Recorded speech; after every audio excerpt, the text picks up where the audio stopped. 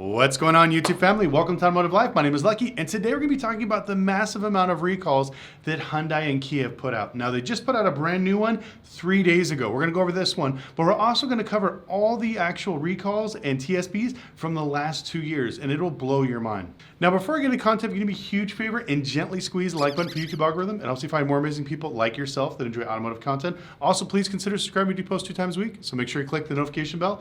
And once again, follow us on Instagram at Lucky Lopez, and let's get into the video. I'd like to thank Dave for sponsoring this video, but more on that later. Now, I know it's summertime and everybody loves to go camping. One of my favorite things is to make s'mores. All you need is graham crackers, chocolate, marshmallow, and your brand new Hyundai or Kia, and boom, you automatically have all the ingredients you need to make amazing s'mores. Now, bad jokes aside, this is a major issue. 3 days ago, Hyundai and Kia have actually publicly announced that they're recalling 92,000 vehicles here in the US because of a faulty, I believe it's an electronic controlled oil pump switch that is overheating and causing cars to catch on fire. Now, not only is this recall very disturbing, they're actually telling owners to park their cars outside just because of the massive risk of them catching on fire.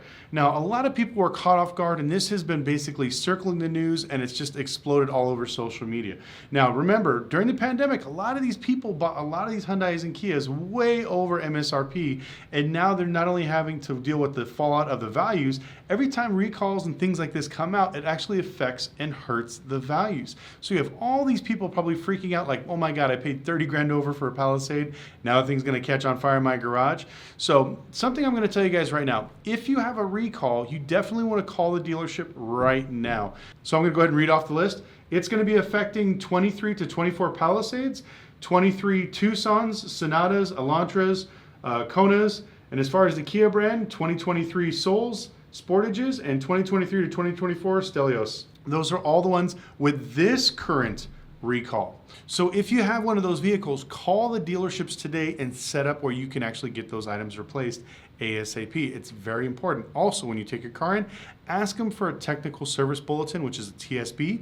Those things are not required by law. Actual recalls are, but technical service bulletins, they will do the work for you only if you ask it. So when you call up your dealership, say, hey, look, I have some recalls and also some TSBs. You give your VIN number to the service provider, and they'll actually tell you all the recalls and all the technical service Bs, or excuse me, all the TSBs that need to be fixed on your vehicle. Now, unfortunately, these recalls are nothing new to Hyundai. Over the last 2 years, they put over 5 million cars in the recall, which is the largest out of any manufacturer ever. I think the Tanaka airbags was like second compared to this one, but it was just absolutely insane. So what I'm going to do is we're going to go ahead and revisit a few of the other recalls that they had. So the recall that they put out last year, which scared a lot of people, that it was also starting fires, and I made a video about it, I'll link it right here, was the ABS module.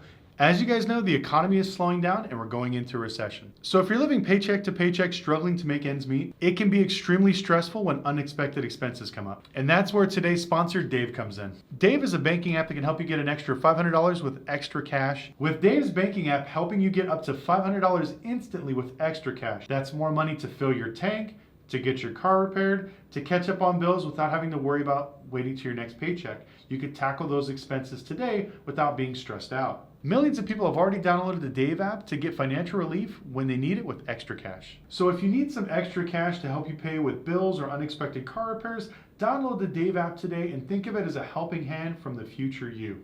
So make sure you click on the link below and download Dave. That's dave.com/lucky. That's dave.com/lucky. Sign up for an extra cash account today and get up to $500 instantly.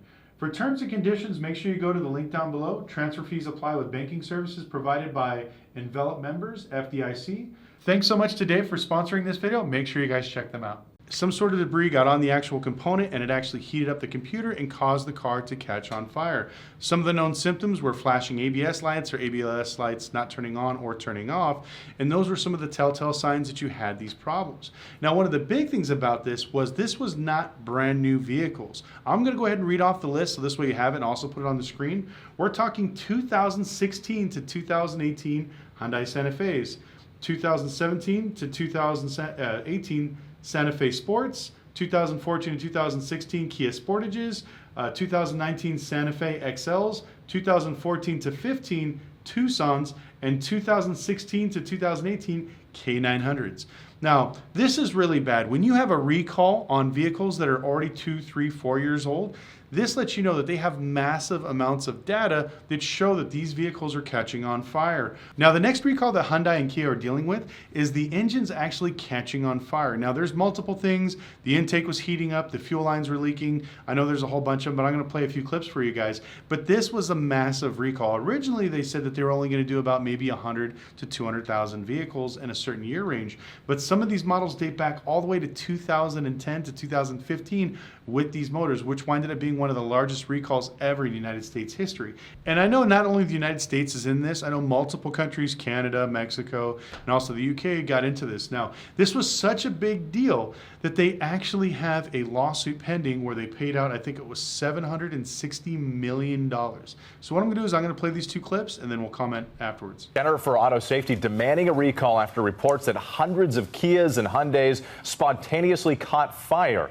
ABC's Ariel Reshef has more, including the response from the automakers. Ariel, good morning. Good morning to you guys. That consumer safety group claims they've received one non-collision fire report every day for 4 months regarding vehicles made by the two auto giants. Now the companies are pushing back against demands for that massive recall. This morning, automakers Kia and Hyundai facing demands by a consumer advocacy group to recall more than 2.9 million vehicles. The Center for Auto Safety now saying certain models from 2010 to 2015 may be at risk of a fire, citing they've received photos and videos like these from more than 220 consumer complaints.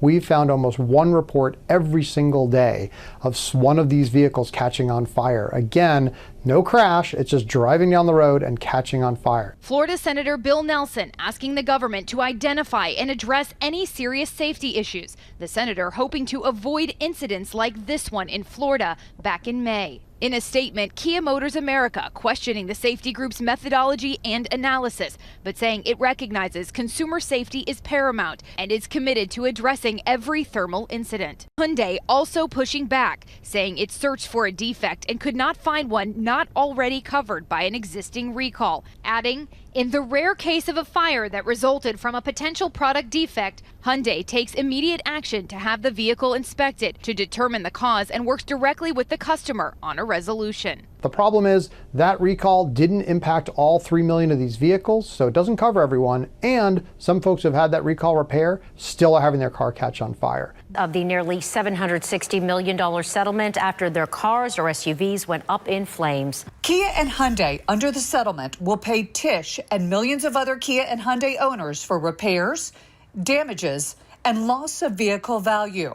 We reached out to both automakers for comment. Kia has yet to respond, but a Hyundai spokesperson said in an email, "This settlement acknowledges our sincere willingness to take care of customers impacted by issues with this engine's performance." A formal hearing to approve the settlement is set for this Thursday in federal court in California, but the judge is not expected to enter a final ruling until closer to the end of the year.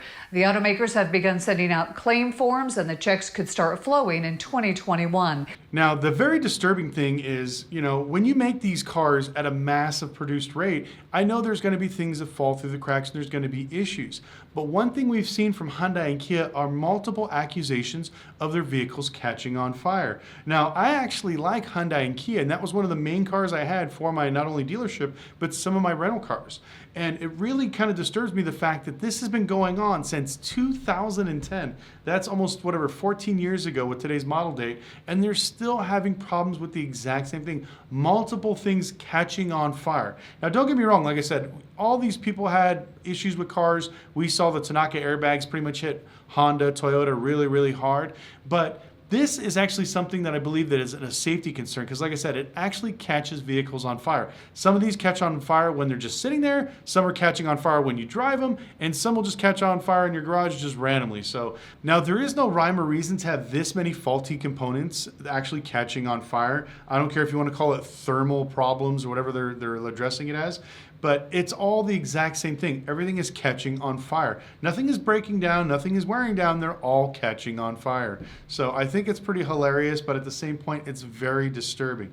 Now, like I said, during the pandemic, I know a lot of people bought cars, sold cars.